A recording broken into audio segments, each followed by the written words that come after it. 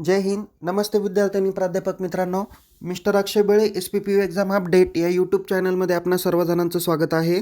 विद्यार्थी मित्रांनो, आज दिनांक 28 जानेवारी 2024 रोजी आपण काही SPPUच्या रिझल्टबाबत डिस्कशन करणार आहोत. तर विद्यार्थी मित्रांनो, जी काही विंटर एक्झाम 2023 झालेली होती, ज्यामध्ये काही परीक्षा या डिसेंबर महिन्याला एंड झालेल्या होत्या आणि त्यांचा निकाल विद्यापीठाने 27 तारीख म्हणजे 27 जानेवारी 2024पर्यंत काही अभ्यासक्रमाचा निकाल हा जाहीर करून देण्यात आलेला आहे. पण मुळामध्ये काही विद्यार्थ्यांचा निकाल जाहीर झाला असला तरीही काही विद्यार्थ्यांचा निकाल हा दिसत नाही. का दिसत नाही त्याची कारणं आपण जाणून घेणार आहोत आणि उर्वरित अभ्यासक्रमाचा निकाल कधी जाहीर होणार आहे याची माहिती आपण आत्ताच्या या व्हिडिओमध्ये देणार आहोत. तर सगळ्यात अगोदर विद्यार्थी मित्रांनो, आज दिनांक 28 जानेवारी 2024पर्यंत जे काही निकाल जाहीर झाले तर त्याच्या संदर्भात रिझल्ट कसा चेक करायचा त्याची लिंक ऑलरेडी आपण आपल्या डिस्क्रिप्शन बॉक्समध्ये दिलेली आहे आणि तसेच वेळोवेळी देखील तुम्हाला आपण देत असतो. तर बघा, इथे master of commerce revise pattern 2019 October 2023 असं सांगितलेलं आहे. म्हणजेच जे विद्यार्थी MCOM पार्ट फर्स्ट आणि सेकंड इयरला 2019 क्रेडिट पॅटर्नला रेग्युलर ॲज वेल ॲज बॅकलॉग स्टुडंट होते त्या विद्यार्थ्यांचा निकाल हा जाहीर झालेला आहे. जे विद्यार्थी आत्ता फर्स्ट इयर MCOMला आहे आणि ज्यांना 2023 पॅटर्न आहे या विद्यार्थ्यांचा निकाल जाहीर झालेला नाही, हे कृपया लक्षात घ्या. त्यानंतर TE 2015 पॅटर्न, BE 2015 पॅटर्न हे निकाल ऑलरेडी 27 जानेवारीच्या आतच जाहीर झालेले होते. त्याच्यानंतर 4 नंबरला तुम्हाला लिंक दिसते आहे bachelor of business administration computer application, ज्याचा शॉर्ट फॉर्म आहे BBA-CA. काय आहे? BBA-CA. तर इथं दाखवलेले जे काही विद्यार्थी आहे ते SY आणि TY BBA-CAचे 2019 पॅटर्न विद्यार्थी आहे. तसंच 5 नंबरला bachelor of computer science bachelor of computer application आणि कंसात सायन्स दिलेलं आहे, त्याला BCA सायन्स असं म्हणलं जाईल. यामध्ये SY आणि TY BCA सायन्सच्या विद्यार्थ्यांचा निकाल आहे. त्याच्यानंतर BE 2015 पॅटर्न, TE 2015 पॅटर्न त्याचा निकाल आहे. नंतर पुढे 8, 9, 10, 11, 12 हे जे काही दाखवलेले आहेत तर ते सायन्स फॅकल्टीमधले SY आणि TYचे विद्यार्थी आहे, ज्यामध्ये bachelor of science biotechnology, bachelor of science hospitality study ज्याला HS म्हणूया 2017-2019 पॅटर्न. त्याच्यानंतर BSc ॲनिमेशन 2021 पॅटर्न. नंतर BSc cyber and digital science आहे. हे जे काही विद्यार्थी आहे हे देखील SY आणि TYचे विद्यार्थी आहेत, त्यांचा देखील निकाल जाहीर झालेला आहे. बट बघा विद्यार्थी मित्रांनो, यापैकी काल आणि आज जे काही निकाल जाहीर झाले त्यामध्ये MCOM भाग 1 आणि 2 2019 पॅटर्न, ओके. त्याच्यानंतर SY आणि TY BCA सायन्स आणि BBA-CA यांचा जो काही निकाल जाहीर झालेला आहे तर त्यामध्ये काही महाविद्यालयांचा निकाल हा दिसत नाही. तर निकाल न दिसण्याचे काही महत्त्वाचे कारणं तुम्हाला सांगतो. सगळ्यात महत्त्वाचं पहिलं कारण की तुम्ही ज्या महाविद्यालयात आहात तर त्या महाविद्यालयाचे पेपर ज्या कॅप सेंटरकडे गेलेले असतील ते विद्यापीठाकडे कदाचित उशिरा गेले असतील किंवा काही पेपर ऑलरेडी तपासणी झालेली नसावी, ओके. हे पहिलं महत्त्वाचं कारण आहे. दुसरं एक महत्त्वाचं कारण आहे, काही विद्यार्थ्यांचा निकाल न दिसण्याचं कारण म्हणजे ज्या विद्यार्थ्यांवर कॉपी केस आहे त्यांचा निकाल तर ऑलरेडी ऑनलाईन पद्धतीने दिसत नाही, हे मी ऑलरेडी तुम्हाला सांगितलेलं आहे. तिसरं एक कारण काय असू शकतं तर बघा की काही महाविद्यालयांचे पेमेंट्स काय आहे विद्यापीठाकडे पेंडिंग आहे. म्हणजे जे काही आपण एक्झाम फॉर्म भरतो किंवा अन्य काही कोणत्या पद्धतीने फायनान्सचं बिल जर का काही पेंडिंग असेल, म्हणजे विद्यापीठाला काही पैसे देणं बाकी असेल तर त्या महाविद्यालयाचा निकाल देखील काय करण्यात आलेला आहे, राखून ठेवण्यात आलेला आहे. हे इंजिनिअरिंग फॅकल्टीच्या बाबतीत बहुतेक वेळा झालेलं होतं, ओके. सो त्यामुळं असे देखील काही कारणं आहे महत्त्वाचे. बट बेसिकली असे काही कारणं आहेत की विद्यापीठाकडे पेपर ठराविक मुदतीत गेले नाही, त्याच्यामुळे त्या विद्यार्थ्यांचा निकाल जाहीर झाला नाही, हा एक मेजॉरिटी कारण आहे.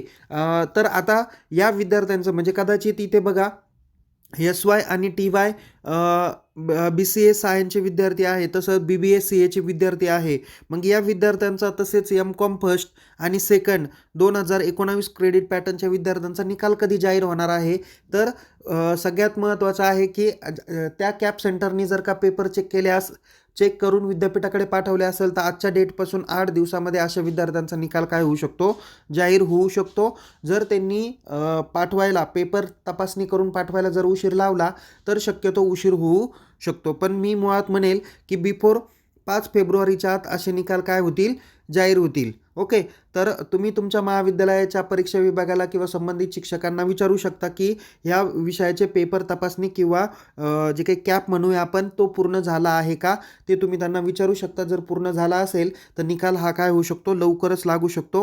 आणि अशा विद्यार्थ्यांनी या वेबसाईटवर जाऊन आपला निकाल सकाळ, दुपार, संध्याकाळ वेळोवेळी तपासणी करा. जर तुम्हाला तुमचा निकाल दिसला तर तुम्ही समजून घ्या की आपलं आता निकाल जाहीर होण्यास काही प्रॉब्लेम येणार नाही, पेपर तपासणी पूर्ण झाली असावी. आता दुसऱ्या काही रिमेनिंग अभ्यासक्रमाचे निकाल कधी लागणार आहे, तर त्यामध्ये M.Com 2023 पॅटर्न. ओके. तर हा देखील निकाल येत्या 8 दिवसात म्हणजेच धरून चला की 31 जानेवारीपर्यंत जाहीर होऊ शकतो. त्याच्यानंतर SY आणि TY, BBA IB. ओके. त्याच्यानंतर BSc CS computer science SYTY या विद्यार्थ्यांचा निकाल देखील काय होऊ शकतो, 31 जानेवारीपर्यंत जाहीर होऊ शकतो. पण ज्या कॅप सेंटरचे पेपर चेक झाले नाही अशा विद्यार्थ्यांचा निकाल दिसणार नाही. हे मी ऑलरेडी याच्या अगोदरच्या व्हिडिओमध्ये सांगितलेलं होतं आणि त्या व्हिडिओमध्ये पण मी सांगितलेलं होतं की कोणत्या फॅकल्टीचा निकाल कधी जाहीर होणार आहे.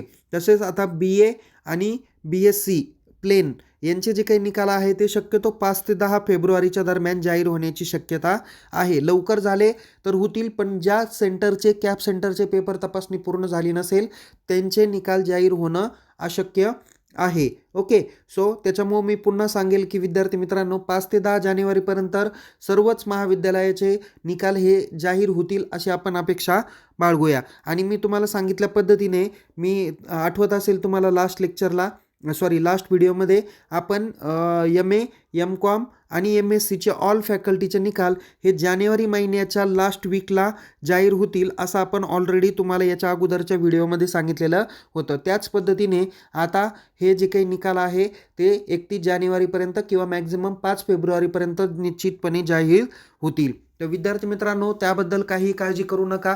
लवकरच विद्यापीठ काय करणार आहे, निकाल जाहीर करणार आहे. आणि निकाल जाहीर झाल्यानंतर, रिझल्ट डिक्लेअर झाल्यानंतर तुम्हाला जर का एखाद्या विषयात युनिव्हर्सिटी एक्झाममध्ये कमी मार्क्स पडले असतील आणि तुम्हाला जर खात्री असेल की आपल्याला जास्त मार्क पडण्याची शक्यता आहे, तर तुम्ही काय करू शकता, फोटोकॉपीला अप्लाय करू शकता. फोटोकॉपी लगेच 4 दिवसामध्ये चालू होते आणि त्याची मुदत ही मॅक्झिमम 10 दिवसापर्यंत ऑनलाईन ॲप्लिकेशन करण्याची असते. जे विद्यार्थी फर्स्ट इयरचे असतील आणि ज्यांनी फोटोकॉपीला अप्लाय केलेले असतील तर त्या विद्यार्थ्यांनी आपल्या महाविद्यालयात संपर्क करा. फोटोकॉपी तुम्हाला भेटले असेल तर रिव्हॅल्युएशनला टाका.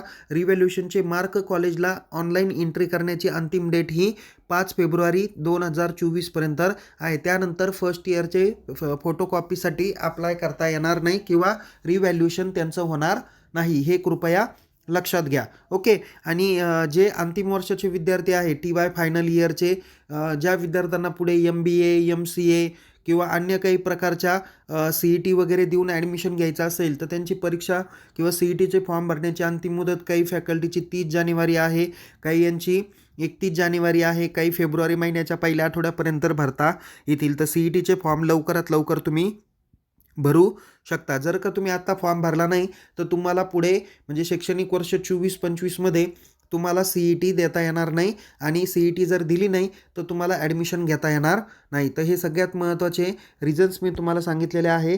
तर विद्यार्थी मित्रांनो, वेळोवेळी आपण आपल्या टेलिग्राम चॅनलला, यूट्यूब चॅनलला काही व्हिडिओ अपलोड करत असतो. काळजीपूर्वक व्हिडिओ बघा. वेळ निघून गेल्यानंतर जर का तुम्ही व्हिडिओ बघितला आणि मेसेज केला तर काहीही उपयोग होणार नाही. तर काळजीपूर्वक तुम्ही टेलिग्राम चॅनलमध्ये जेवढे काही मेसेज शेअर केलेले असतील तर ते तुम्ही नीट वाचत चला, समजून घेत चला. काही अडचण आली तर आपल्या महाविद्यालयात परीक्षा विभागांशी तुम्ही संपर्क साधू शकता. सो पुन्हा भेटूया एका नवीन विषयासह, नवीन व्हिडिओसह.